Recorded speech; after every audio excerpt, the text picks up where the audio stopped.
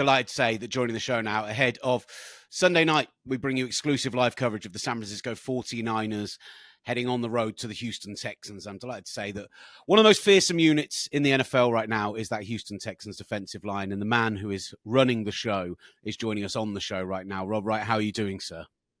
No, I'm doing great. Thanks for the compliment. Well, I mean, I went back. I was thinking, so I went back and I watched the highlights from Monday night because that game was at 3 a.m. here in the UK. So, wow, I was going to ask what time is it right now. I tried to watch a bit of it live, but I struggled through it a little bit. But I went back and I watched it, and I think when I'd seen your unit earlier in the year, there'd been this idea of it being a bit of like a two-headed monster, right? And actually, I think what I was really pleased to see was production coming from across the board. A bunch of guys really stood out. Was that how you felt about this past weekend, about this performance? Well, yeah, I mean, I thought we did some good things. I thought we had some guys on the edge make plays, guys inside make plays. Obviously, losing the game overshadows everything. You know, sometimes when you lose, you feel like you didn't do anything right. But I thought we did some things that help us put ourselves in a position to win the game, but we obviously didn't come out on top. So there's some things that we have to clean up. But I thought our guys fought to try to for 4 quarters to try to give ourselves a chance to win, and we just got to bounce back this week. Just to pick out a few guys from that performance, it was 4 different players had a pass rush win rate over 20%, which is kind of, for people who don't necessarily realize, that's a very good stat to have for a team who tend to play a 4 down front, right? Yeah. Tommy Togiai really stood out for me, though. I thought he had an excellent game this weekend. And as I said, a bunch of other guys thought Derek Barnett, Danico Autry. Did you feel something was different in the front this week, that there was more opportunity for these guys? Well, I mean, I think that the challenge up front, we knew the task that we had against Seattle. They do a really good job running outside zone, and that's really on the defensive line to set edges and to close from the backside and put ourselves in a position to stop the run. And then when it came to the rush, we knew that the quarterback's trying to get that ball out quick. So we really have to be detailed with our rush and be patient, knowing that our ops will come when the ball is coming out quick. And obviously Monday night, everyone in the building knows what time it is when you're playing that type of game. I mean, you dream as a kid to be on that stage. So our guys took on the challenge, but then again, like I said, we didn't come out on top. So everyone has a sense of urgency this week to get that taste out of our mouth. But yeah, our guys were really excited to play that game under the Monday night lights. Let me ask you then about that so-called two-headed beast. And firstly, Will Anderson Jr., year 3 of you getting to work now with the 3rd overall pick. Tell us where he stands for you in terms of the young men that you've worked with through college, through into the professional game. Just how impressive he is day to day, down to down.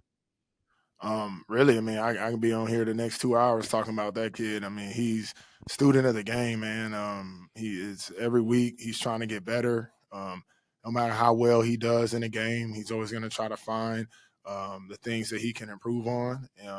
He's a leader, has no fear to address the group, and the way he addressed the group is in a very humble way. Brings it every single day. And the leadership standpoint is the thing I'm most proud of with him being year 3.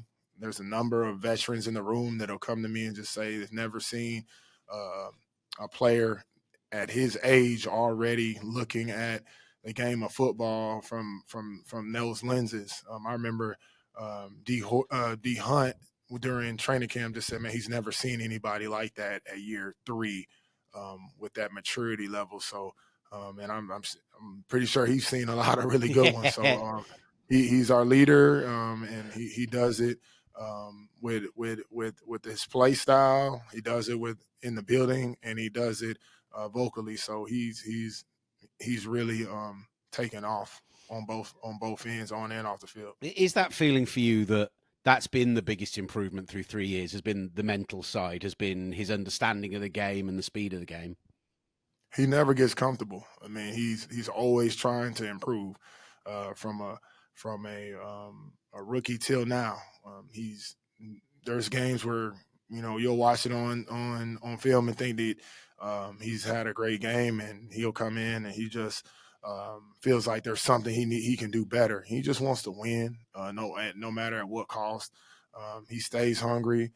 He came from a winning culture, obviously from Alabama, so he was led by arguably one of the best coaches, if not the best coach of all times, in Saban. So he's wired that way already. But coming from there and winning and being a tough guy, I mean, I think it's just exactly what we need on this team. It's really interesting. You spoke about Danielle Hunter there, and I think Will Anderson's a guy who we can start talking about at this point in that kind of upper echelon of pass rushers in the NFL, right? Like, I don't think it is too rich to talk about him in those kind of. I know you're not going to sit here and rank guys, but top 5, Yeah. top 10 type individuals. It was I thought, a really interesting decision in the last offseason in 2024. Jonathan Grenard, who's a Yeah. guy who was a huge fan of, moves on from the team. You bring Danielle in, probably two of the guys who'd say are the very top of that next tier. Just tell us a bit about what Danielle has brought to the team over the past year or so. Danielle, we call him Cyborg. We call Will Terminator. I mean, we always call them the robots. I mean, those guys are very, very alike and very, very different. The name, the Terminator, is a destroyer, and Cyborg is just like a robot that can do anything. He's a little bit more of a thinker, but they get the same result, and that's literally how they are. I mean. D Hunt is a man of few words. He's about action. He never stops working. If you look at him, he's probably like gets up at midnight and does push-ups and goes back to sleep. That's the kind of guy he is. He does nothing but work. He leads by example, and he pushes himself to the limit and beyond. And he's just a guy that you'll look up and he'll have 10 sacks, in the next 3 or 4 games. I mean, that's just what he is. I mean, even when he hasn't gotten a sack, even on the Will's sack, I mean, Danielle on the other end had a vicious power rush that collapsed the pocket. And then on Autry's, same thing. He had a direct rush where he turned the corner. And it's like both of those sacks, if Will doesn't get him, he's going to get him. And he just has a toughness about him, because rushing a passer, you think how many times you rush and you get 10 plus sacks. That's not a lot. That's not a lot of sacks versus how many rushes that you're getting. So you have to have a toughness, a discipline to keep rushing hard and relentless, knowing that, hey, you may, if you have a great season, get 10 plus. So he has a calmness about himself. He's very, very confident in his ability. And he's the perfect complement to Will, because, like I said, Will's the destroyer, he's the fire, and Cyborg, he's more that ice. I mean, he stays calm, he trusts the process, he's poised, and he's very consistent as a player. And it must be great for you to have a guy who not only is so high effort, who never drops. You never see a down where he takes a snap off at all, but also so technically sound as well. Like, to have a guy like that for Will to learn from must be absolutely beautiful as well. Absolutely. I mean, from the the entire team, for a guy that's paid as much as he is. I mean, I don't know if you've been to Houston around this time, but it's still hot. I mean, I'm dressed in all black and sleeves, but it was hot as I don't know what out there. And Danielle, I mean, you wouldn't know it. I mean, when a guy like that is your best players are your most consistent, most healthy, most hardworking people in the building, that just your culture is going to be that way. No one's going to take a play off in the D-line room. If you literally just watch Will and Danielle work, there's no one, the coaches included, no one can escape the work. And those guys set the tone. And if you're a rookie or you're a vet, I mean, there's no excuse. I mean, we're working, and that's just the way it is here from the top down, from the head coach, but from the players' leadership as well. So the standard is set with those guys, and that's what you want to have. Can I ask you about a guy who actually doesn't necessarily, he's not going to be a guy who's in your room necessarily. He's not a D lineman. But when I look at the structure of your defense, how important you guys view Jalen Petrie to the structure of what you do up front, and how important he is to how, like, for me, he feels like the guy who holds it all together. Does that make sense? Yes, we love Jalen, man. He's very physical. I mean, he could, if there's anybody can be in the D line room, it could be him.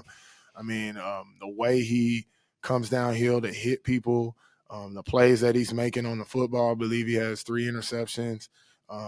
Is he plays extremely hard. Another guy that he got a extension this off season, and you wouldn't know. I mean, he's extremely humble. Has not changed at all in the building. He just works, and that's all we know. I mean, when it comes to the guys on our defense, so I mean, he's a guy that we really enjoy playing alongside. Very humble, is very positive, and just a violent guy though. Like you wouldn't know how violent he is when you meet him. He's such a nice, joyful person.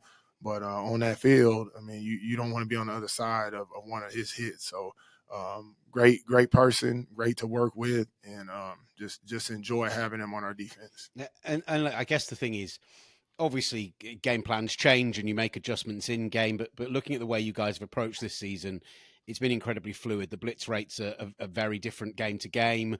What you guys are running up front is very different game to game. But I guess when you have someone like that and the options that you have, you know that whatever you structure the game plan to be, you're going to have that guy who's just going to be. You can tell him to do almost anything, and he's going to be Yes. able to achieve it. Absolutely. I mean, we have guys that they can do anything. I mean, if we need a cover, cover. If we need a blitz, blitz. If we need a 4-man rush, 4-man rush. If we need to bring a couple more people to the party, we'll do that. I mean, from the top down with D'Amico and Coach Bergman, like we're gonna do whatever we need to do to win the game. That is that simple. There's no selfishness. Everyone's gonna do their job. This week it could be you. Next week it can be someone else. And at the end of the day, all we want to do is at the end of the game, looking at each other in the locker room with smiles on our face about winning the game. So whatever we got to do on defense, offense, special teams to get the job done, that's what we're about. For going on 3 years, the leadership with Coach Ryan's man is unbelievable. And like you said, like from the whatever the game plan is, just do your job. Just do your job. It's not about getting the credit. We'll all get the credit. When you win the game, there's enough credit to go around. So I think all of our players are selfless guys that just want the outcome in the end. So that's why we play that way. And whatever we got to do, if we got to blitz more, if we gotta drop more, whatever we got to do, let's get it done so we can win the game. Just before I let you go, I do want to ask you about the 49ers, but I'm really intrigued you talking about Coach Burke and Coach Ryan's there. Mhm. Just let us in a little bit into how you guys run those defensive game plan meetings. Is D'Amico the kind of guy who turns up with a plan in his mind and kind of tells you what he wants to install, or are you guys all pitching in with ideas and coming together with what you've seen on film? Like, I'm intrigued as to how your room kind of clicks together. Very connected defensive staff. We all have portions. Obviously, the bus stops with our leaders in the room, but at the end of the day, game planning is very fun because we have great men. Nah, we it's a collaboration and great men in that room, selfless guys, just like the locker room. Nobody wants the credit. Everybody is pitching in ideas, and we kind of know each other really well now. This is year 3. You know, I know our head coach's expectation. I know Coach Burke expectation, defensive backs, the coaches, from the back end to the front end. Like we're all synced together. So it's really organic when we game plan, and we know our players. All right, and our system has it's been in. So guys know what we're doing, and it just flows really well. And then finally, just from me, and you've been so generous with your time, thank you so much. But No problem. just with the 49ers this weekend, obviously an offense that will throw every wrinkle under the sun at you, and they might only line up in 4 different looks, but can run about 30 different things out of those looks. So tell me about the challenge that you face with them, and I think for me the importance of discipline for this game this weekend. Yeah, I mean it's going to be a very good challenge. They're playing really good football. I believe McCaffrey had his best game of the season. They're clicking. They're doing a good job no matter who's at quarterback. Offensive line is doing a great job. Got Kittle back. So receivers are playing well. I believe they're number one pass offense in the NFL. So it's a very good challenge for us. And at the end of the day, it's on us to do our job. They're gonna you like we always say, they can run anything they want. When we're game planning, we're going off of tendencies, but obviously, Coach Shanahan knows everyone over here really well. So as well as we know them. So expect the unexpected, but at the end of the day, how do you control that? You just do your job. You play your technique. You don't overreact to anything. The calls that we have are fit to stop whatever they got coming. So very excited for the challenge. Really happy to be back home, and our guys just want to go out there and play. One thing I know on our defense, man, we're going to play extremely hard, and we're going to rep our style the way we play, and we're going to just do our job. I mean, and we're really looking forward to the challenge on Sunday. Beautiful. Look, Rob, really appreciate your time. Look forward to that chess match come Sunday. Wish you the best of luck. And yeah, everyone can hear it live on talkSPORT. So check it out this Sunday night, 5 p.m. because the clocks have gone back here. Weird timing, but we'll be live from 4 with all the build-up.